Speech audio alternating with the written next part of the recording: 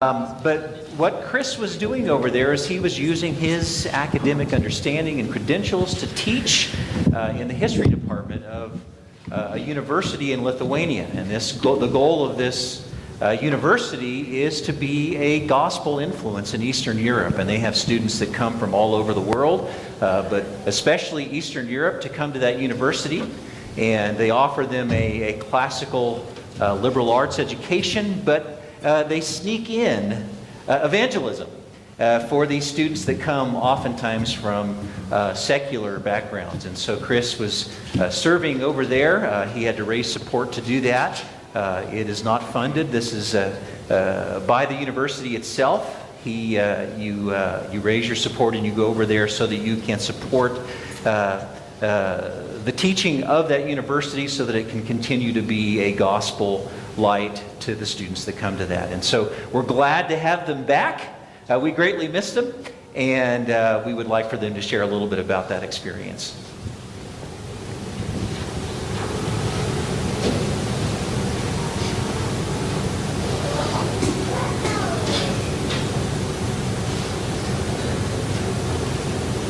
All right, good morning, folks. Are we on? All right. Here's a slideshow that I've set up for our trip in Lithuania. This is at the port of Klaipėda. To give you an idea of where exactly we were serving over our 4 months, we were serving in this town of Klaipėda. This is the country of Lithuania. This is Latvia. This is Belarus. This is Poland. And this up here is Russia, as is this little finger here. The Baltic Sea is, if you look on the side, it shows up better. It's the blue area, okay? Because usually water's blue on maps. So we were in Klaipėda most of the time. We had to travel. That was a harrowing experience. I had lots and lots of prayers going on as we were going through the logistics of getting there and getting back. In fact, that was the most stressful thing for me.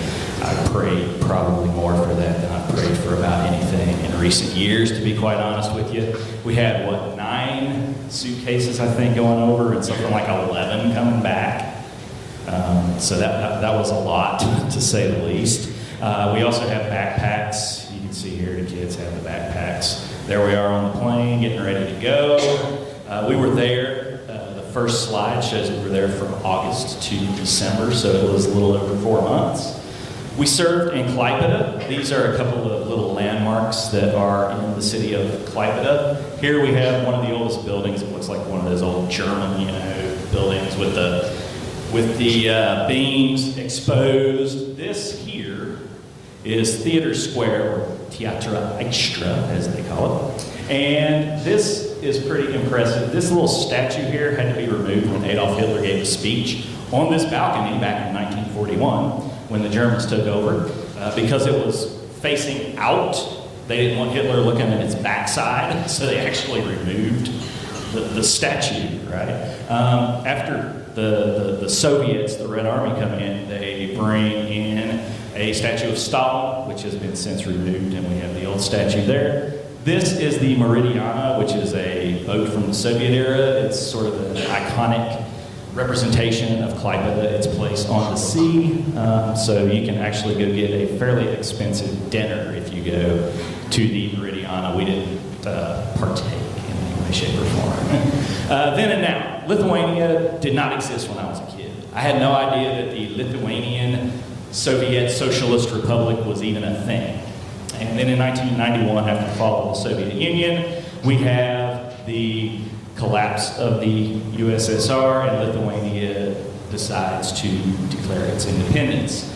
Here is an old Soviet-era apartment building. You can see it's pretty modernist and pretty boring.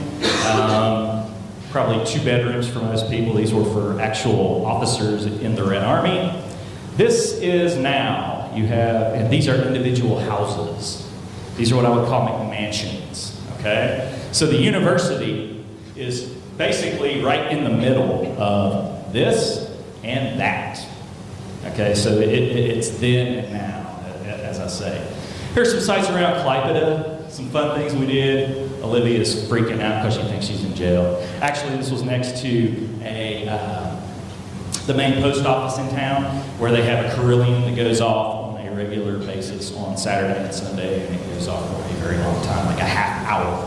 But it's one of the leading tourist traps there. This was after church one Sunday. We worshiped in a church for most of the time over there. We visited sort of a mega church. It had several hundred. We settled on a church that was basically the size of the old stage up here, and it would have 50 to 60 people, including most of the theology department, myself, and my sort of supervisor in the social science / international relations and development department. And here we are on the Baltic Sea. We were able to take a few little trips out there. It's just a short ferry ride from Klaipeda. Klaipeda is a port city, got a lot of cruise ships coming in, and it's also a shipping place, right? Lots of shipping. That's sort of the main economic activity that takes place there. So a little bit more around Klaipeda. Klaipeda was very much involved in World War II. This is the Museus, that means museum, and 39 to 45. It's the Klaipeda Castle Museum, but they have a certain segment of it that's based upon the World War II experience that the Lithuanians had. The Holocaust did take place there. There were killing fields, if you're familiar with that. It wasn't the gas chambers. It was actually people being let out into the forest and being gunned down into open pits, so that took place there. This goes through that a bit, talking about the Nazis and also the Soviet era when they come in, and they're not terribly, shall we say, complimentary of either of them, to say the least. Here, they actually have a big mall, okay, which really shocked me how large the mall is. They have a regulation-sized ice rink where people play hockey, and they have people practicing hockey there. They had Black Friday, believe it or not. We were there, it was Sherry's birthday the day before, and we went to the mall and took the kids ice skating after getting Sherry a birthday lunch at a pizza joint. All right, and this is a statue close to the river, close to the lagoon that gets you out to the sea. This is a fisherman, and this fisherman guy represents Klaipeda's economic activity based on the sea and all that kind of stuff. So at this point, before I get into exactly what I was doing, I'm going to let the wife and kids get up here and say a few things about what they did. I will sit up here and man the controller thingy while they're giving their little discussion quickly. All right, so here they come. I'm sure the kids are thrilled. Come on in.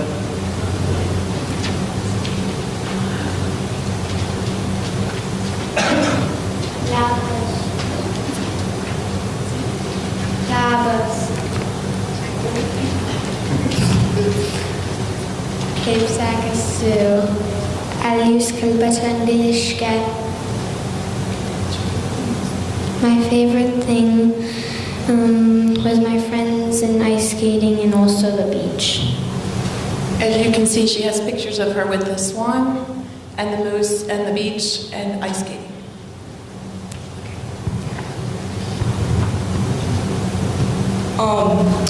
Mano adresas Kretingos gatvė 36, LCC Tarptautinis universitetas Klaipedoje, Lietuva. Some of my favorite things were the beach, LCC, and the pond that we had right out by our house, which was really cool. And we would just play out there a lot and sit in the sun. Okay, there's some pictures of some of their friends. They had lots of friends while you were there, so that was a pretty cool thing. The little girl on the end with the snowman lived 2 apartments down, so they were playing together pretty much every day. So that was something that the girls really liked. And then some of their other friends that they met there. The one family in the middle is hoping to visit us on their, they're going to be on furlough this summer, and so they're hoping to stay with us for a day, so hope that works out. Anyway, so I guess it's my turn. The girls were speaking some Lithuanian for you in case you missed that. Callie said, "Hi, how are you?" and said, "Do you speak English?" And then Libby said her name and her address and where she lived in Lithuania. So that's where we were. I'm going to talk to you a little bit. These are some of the authentic foods that we had there. The big one is sheshlika. I never say it right, sorry. It's a pork kebab, and it's on top of fries. And if you notice up on the very top where the tomatoes are, they always had some kind of weird salad. I think they're weird, but you all might like it. Weird salad that they always added to your plate, so that always stayed on the plates. The one in the middle is called kepta dawana. It's fried bread with a cheese sauce on top of it. It was pretty good. The cheese sauce had mayonnaise in it, so it was just a little bit different. The one on the far right is called a shakotis. That is what they call their cakes. It's a tree cake, and it's made on a roll, and they just roll it, and so it looks like, it looks better on that picture, but you can see it better, but you can see the little edges. And it reminds me of a pizzelle cookie. Their stuff is not very sweet over there, so it's more like a pizzelle cookie. So those are only from Lithuania. The next items are some foods that were different for us. We have pepperoni that was you had to peel the pepperoni kind of like a salami. The top was the butter. Everything is in metric. So for me, the hardest thing was baking and trying to convert that into how many tablespoons I needed. So the butter was a challenge for me. So every time I cooked, you never know how much butter we were going to get. Sometimes you had the right amount, sometimes we had too much. But anyways, the two middle pictures are hot dogs. They're a lot smaller than our hot dogs, and as you can see, you have to boil them because they have a plastic coating on them. Otherwise, you will eat the plastic coating, and that would probably be yucky. The one at the top is whipping cream. Everything there I had to make from scratch.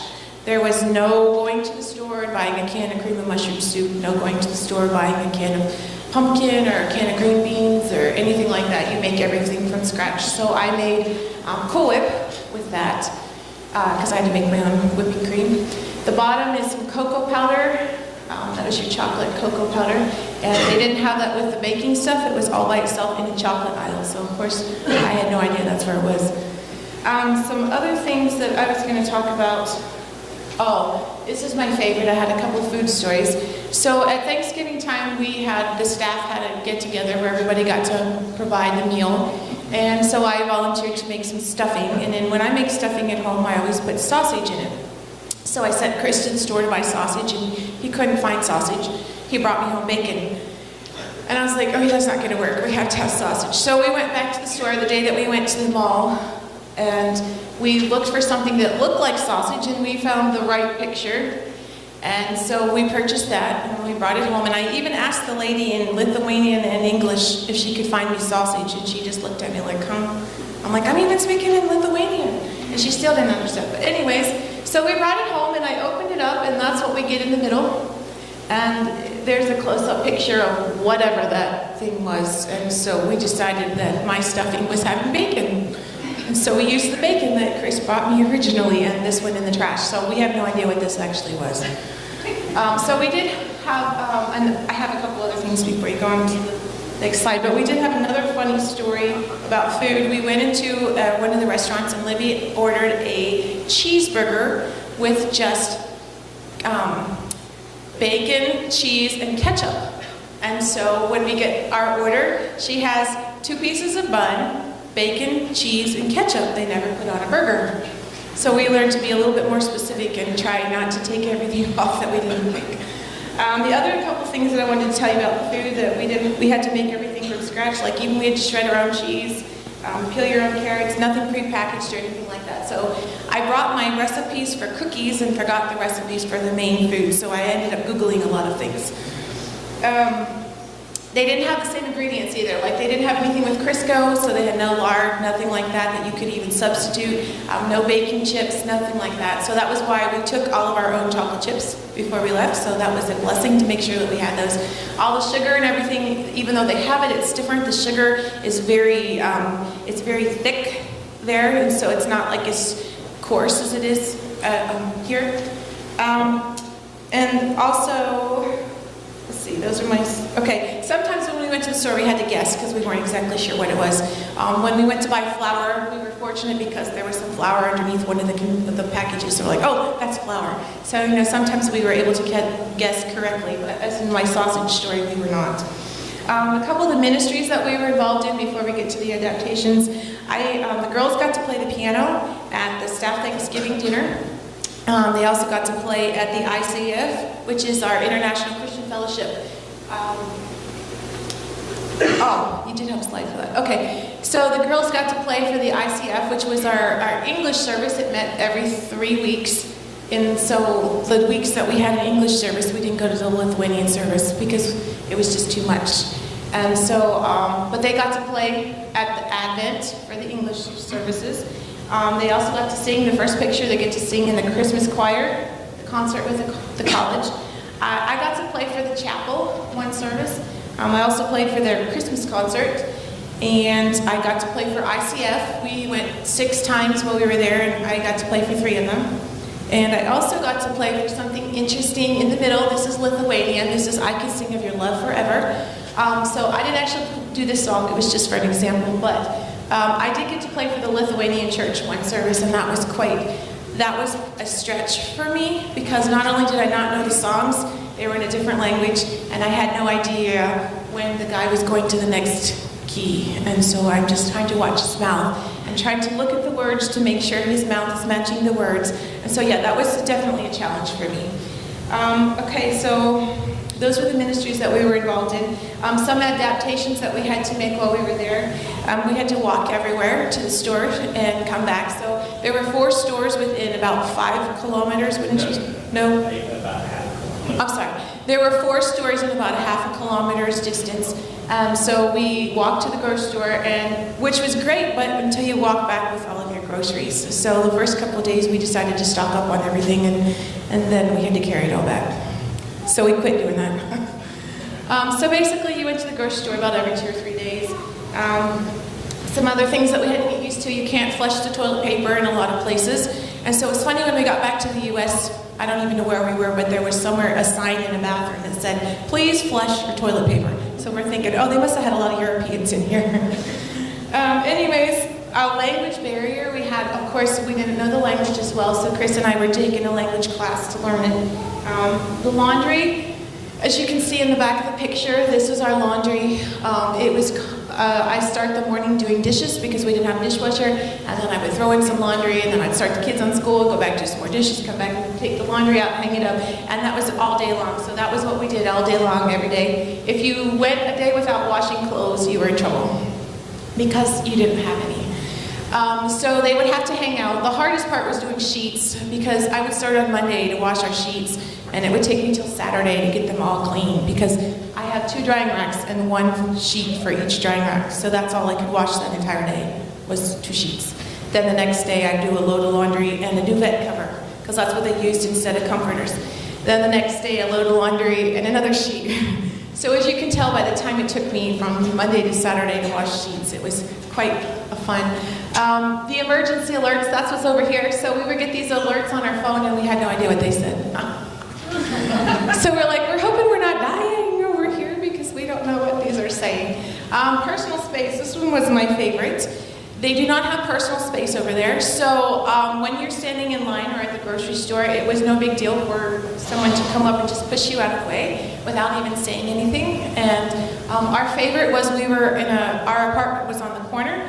And so we would have people that would walk by our apartment because all the windows were on the one side. And they would walk by our apartment and look in every window as they're walking by. And then we even had some that would come up to the windows, put their face on the window, and go. So of course I'm sitting in the kitchen like, as close for me to Chris as to this person, and I'm going, hi, because that's how close they are. And there was even a couple that was making out the side of our window one day. That was pretty fun. So the personal space was a big thing. One thing that they did have that was fun was fireworks. They used fireworks for everything over there, so you never knew when the fireworks were going to go off, if it was somebody's birthday, if they got engaged, if they just decided it looked pretty that night.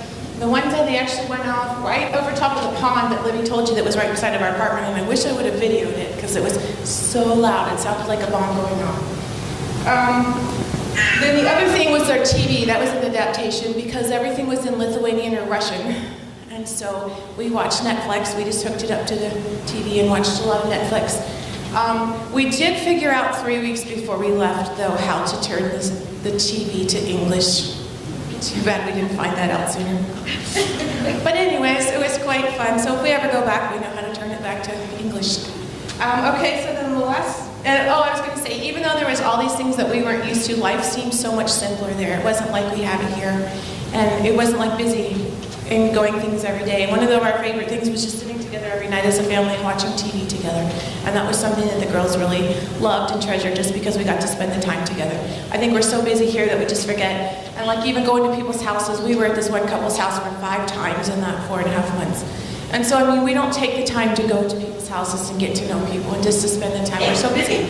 And that brings me to the last slide that he has. One day in early October, we were stressed out. There were some things going on that it was just really a hard week. And so I told Chris that day, I was like, let's go to the beach tomorrow because it was supposed to be nice. So we went to the beach, and while we were sitting there just watching the water and just listening to the water, God reminded me of the verse, "Be still and know that I am God." And so many times we're not still, and we can't sit there and listen to God talking to us because we're so busy. So that's just a reminder, that just take time sometimes and just listen to God and be still, sit, don't do anything. All right, so where I was serving was LCC International University, which was in Klaipeda. This is the Michelson Centrist. They have a basketball team at the university that plays several universities there. This is where they play, which was a very short walk. There's 4 buildings on campus, so you can get an idea how small it is. This is the building that we lived in, and right there is our apartment on the first floor. We had the whole, all the way back to the road, basically, or the parking lots, sidewalk or whatever. So that's why she could say people would walk by and look in all the time. Here's what it looked like from our apartment in the winter. There's the little pond. There's the Soviet-era modernist apartment complex, okay? I want to give you an idea of what LCC is like.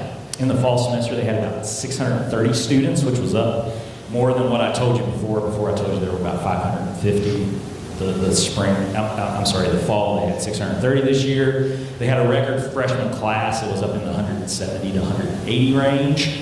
Countries that people are coming from, Jim sort of alluded to this when he was introducing us. The freshman class, the biggest number of people came from actually Ukraine, of all places, even though it's a Lithuanian university. There were a lot of Lithuanians. That was the second largest ethnic group that was there. We also had people from Georgia. And folks, that ain't the state of Georgia. There's actually a country called Georgia. It was a former Soviet republic. So that's where these people came from. I had several Georgians in my class. People from Russia. I had a Russian, although they said they used to have more people from Russia there. And then the ruble tanked, so they couldn't afford to come as much anymore. I had 2 students from the U.S. Several Christian universities in the States have an exchange program where they bring people over. So I did have a couple of U.S. students. We actually took Lithuanian with several American students, and the Americans tended to be worse at the language than everybody else. Kind of sad. Embarrassing. But anyway, this year they had the first New Zealander at the university, and I taught her. Basically, any stand that you can think of, there are students from that stand. I had students from Kazakhstan. I had one girl from Kyrgyzstan, which is about 80% Muslim, and she was a Christian. Her father had converted. There were some American evangelicals who came over after the fall of the Soviet Union and basically presented Christianity to this guy. He converted, and she was in one of my classes. So this university gives these people an opportunity to study in a really comfortable position, right? So that was cool. This MES, you might be wondering what that is. This is Middle Eastern Scholars. Had students from Afghanistan, one of whom was the son of a mullah, if you can believe it. And a mullah is one of the holy guys, basically the analog of Pastor Jim up here in Muslim religion in Afghanistan. So actually I had a fairly good discussion with this kid for like an hour one day. They have people from Syria who are refugees. This is basically refugees coming that the Lithuanian government supports and so forth. So they're able to come to LCC International University. All right, required for graduation. It does bill itself as a Christian liberal arts university. All students are required to take, and this is regardless of what their religious background is or their lack thereof. Okay? Several of the people will come with no religious faith whatsoever because their parents were communists. Their parents were taught atheism. Right? So anyway, you have probably about 60% of the student body that professes some level of belief in Christianity, and this is everything from Protestantism to Catholicism to Orthodoxy. People from Georgia, they said in my one class that not all Georgians are Orthodox, but I'm sorry, not all Orthodox are Georgians, but all Georgians are Orthodox. Basically, is the way that they said it. But about 60%, so that leaves 40% of the student body that is not Christian in any way, shape, or form.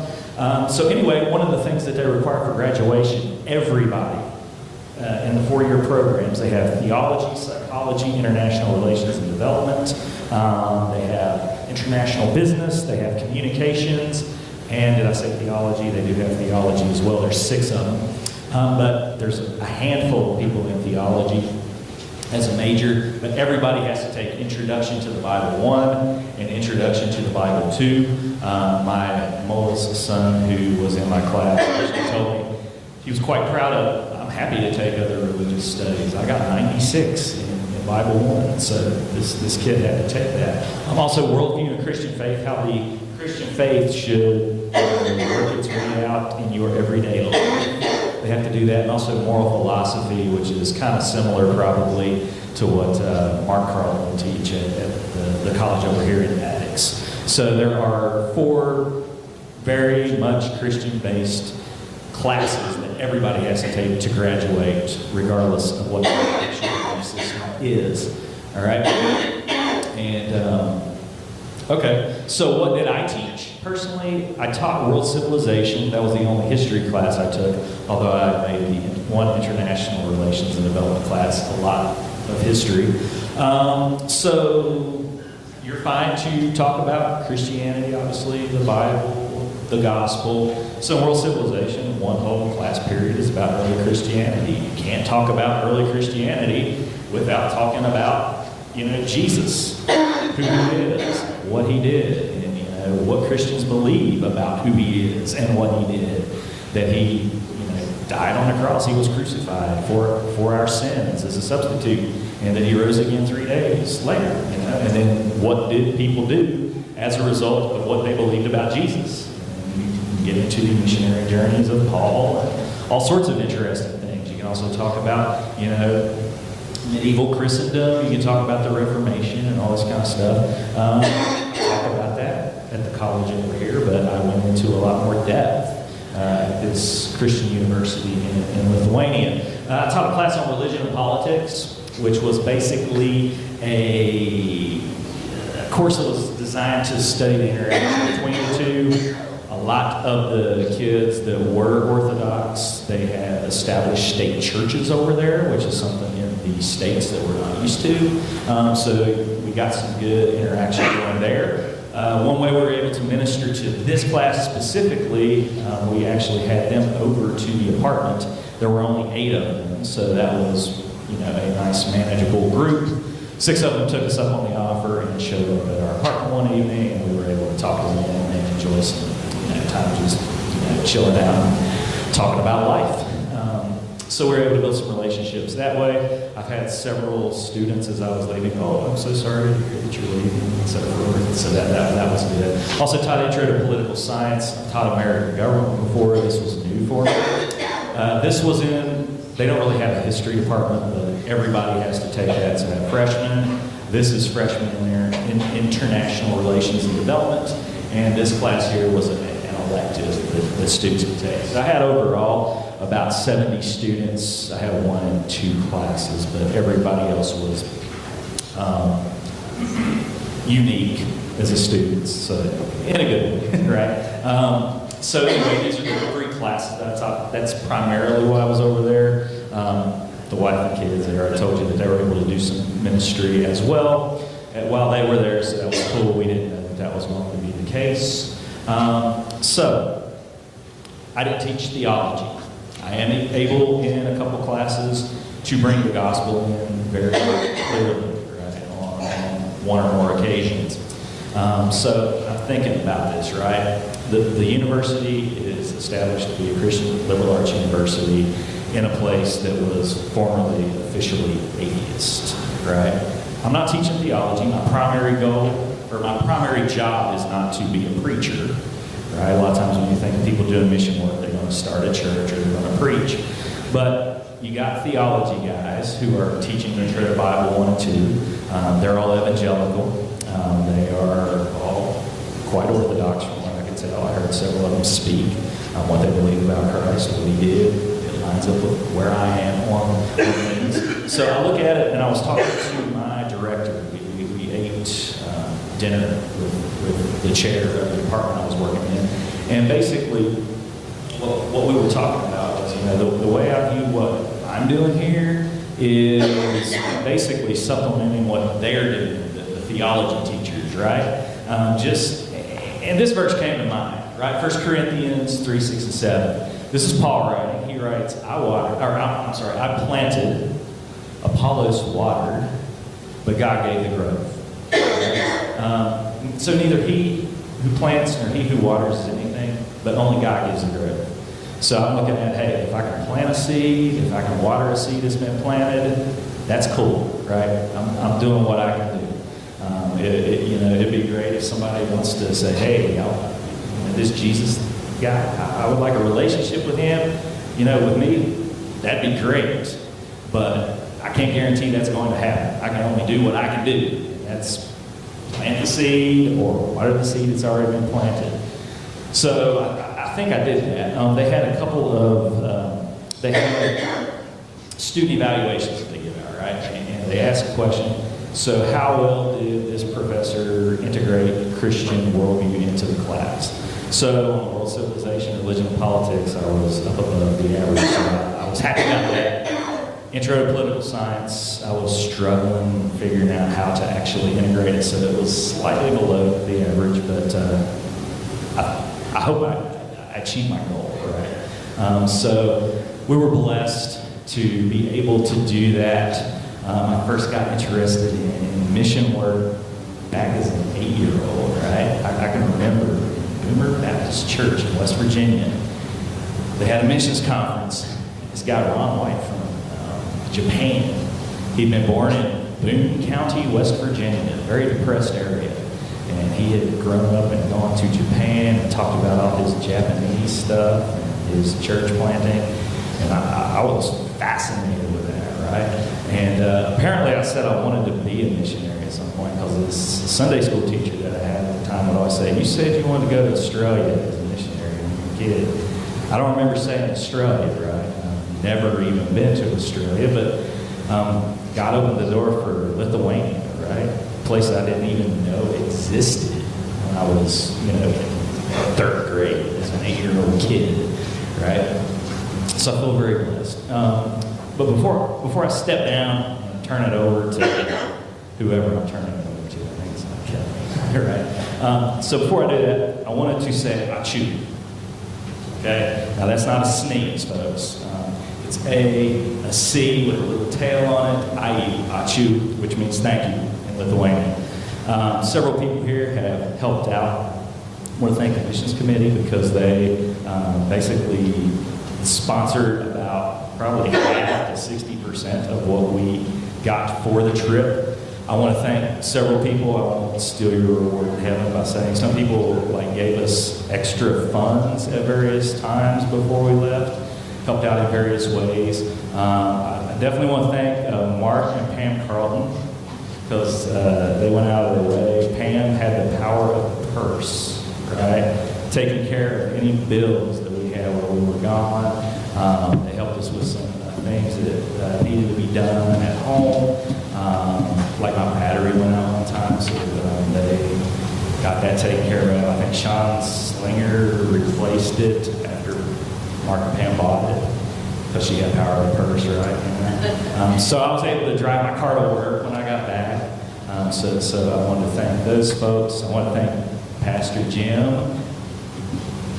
What's that? I'll tell you that here. Okay.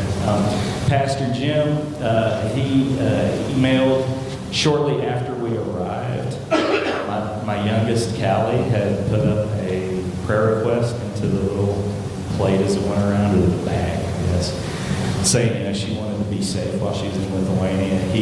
I wasn't with her when Sherry told her that Pastor Jim said he's praying for you. She's like, oh, that's great. Now I'll be safe while I'm here. So she was happy about that. Several of the ladies sent birthday cards to Sherry. It was on Thanksgiving Day. She was kind of down because she was in a foreign country on Thanksgiving Day. I had to work.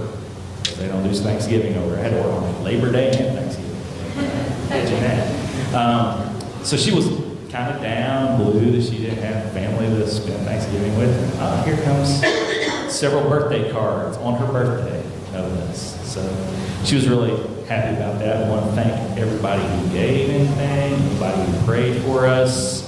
A lot of things worked out really, really well. As I said, I was stressed about traveling. Everything got to where it was supposed to be, when it was supposed to go. That was awesome, right? I wanted to thank Amanda and some other people who had sent like little care packages and stuff while we were there. That was, awesome. We weren't expecting any of that stuff, but everything just worked out. So we landed in Brussels on the way, and we were spending a day there, basically, because we had a big layover. And I'm like, how do I get here? Everything's in a foreign country. A Palestinian Israeli comes up to me at the bus ticket thing, shows me how to work it, and tells me where to go, right? That worked out. When we get to Riga, where we flew into to get to Klaipėda, we have a 4-hour bus ride, and lo and behold, there's a guy who speaks perfect English to mediate between us and the bus driver who doesn't. So that was pretty awesome. And then on the way back, we're coming back, and I'm expecting to have to pay $400 to check extra bags. Right? They give you a certain luggage allowance. I'm expecting to have to pay, and so I get up to the counter. I say, I don't have to pay, but I got to check this in. Everything's like 49.5 pounds. Well, it's 23.8 or 23.9 kilos because everything's in metric over there in that part of the world. So she's like, oh, the system is showing you don't owe anything. So I was shocked, right? Because I should have had to pay after one each. I thought it was because I had, a frequent flyer account with United. The miles never posted at all. Never tied it to United Airlines at all. It was a foreign carrier in Riga, Latvia, and yeah. So that was like 360 euros or something that I didn't have to pay. I about broke down in the airport right there. I turned around really quickly in the seat because, wow, that was just awesome. I think it was a God thing. God don't necessarily convince me otherwise, right? But we just want to say thank you. It was a great opportunity. If you're interested in some of the little Lithuanian knickknacks and stuff, we brought some stuff on the back. Back table there. If you go all the way to the right, there's a couple of bowls that have candy. If you want to try it. It's there. Don't take anything else. Okay, that's not for food. Some of the candy you can take.